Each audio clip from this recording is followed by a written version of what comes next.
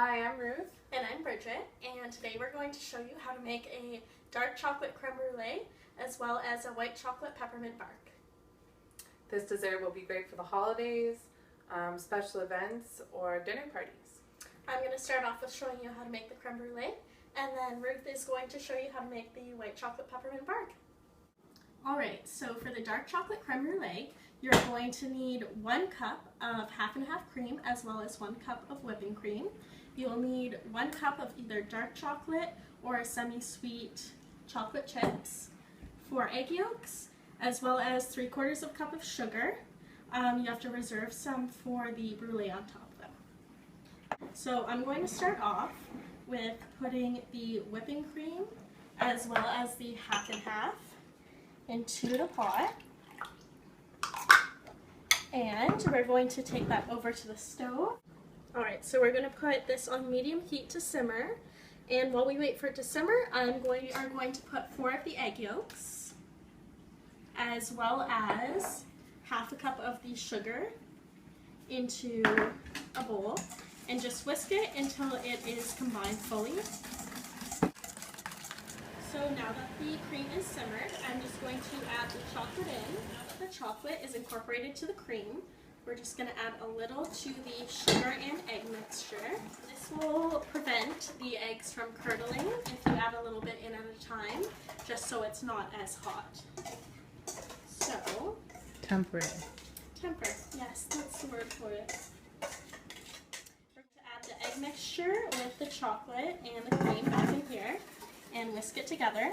And we're going to put it on the stove for about 3 minutes, just until it thickens up. Make sure you set your oven to 300 degrees Fahrenheit so that it is all preheated and ready for the creme brulees to go in. Started thickening up, we are going to take it off the stove and let it sit for a minute. Now that the custard is cooled down a little bit and it's set up, we are just going to pour an even amount into each ramekin. All we want to do is have enough of the simmering water to go up about halfway on the ramekins. And now we're just going to put these in the oven.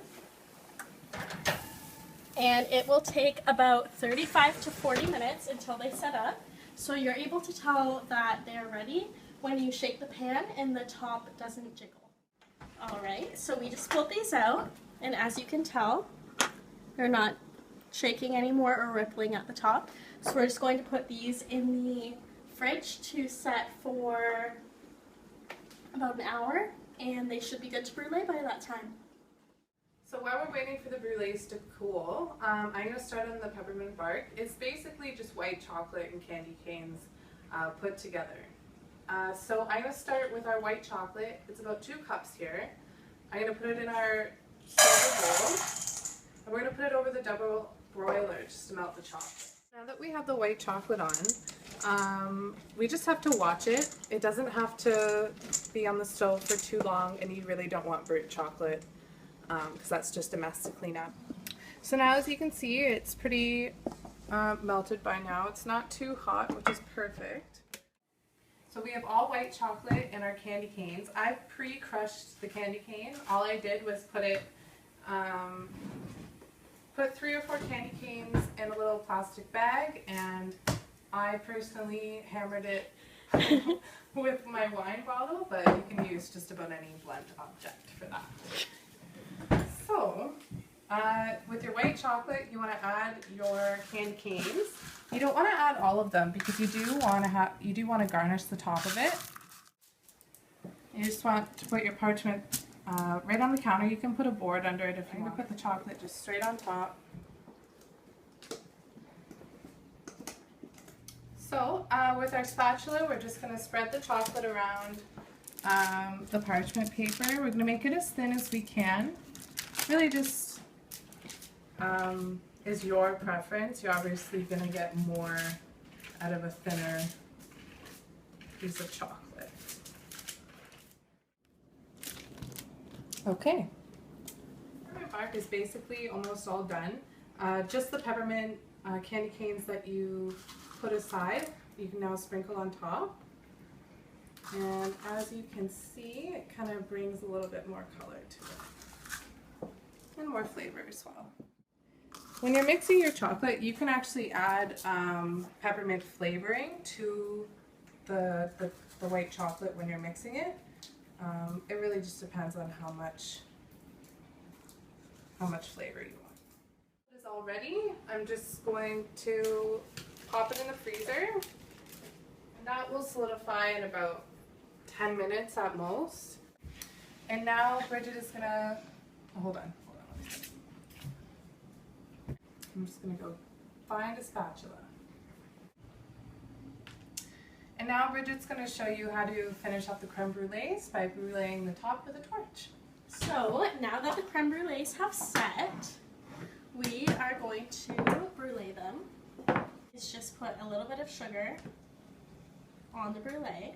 Oh, and now we're going to brulee the sugar on top of the creme brulee. So you want to turn your hand while you're rotating the torch, just so there's heat all around and you're not focusing on just one part of the brulee, because at that point it will burn and it won't look or taste very good.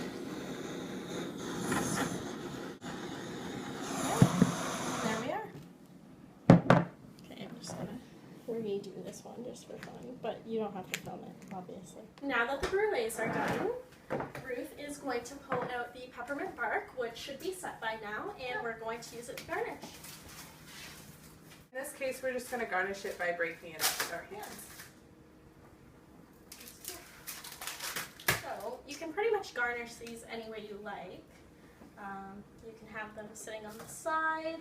You can garnish your brulee with just a little candy cane.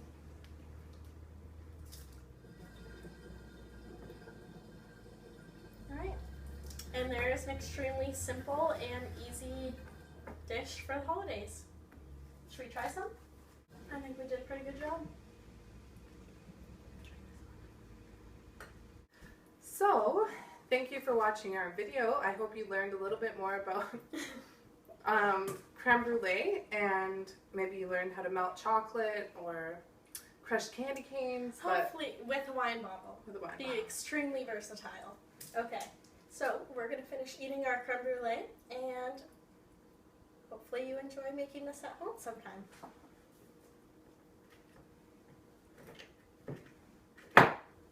Bon Appetit. appetit.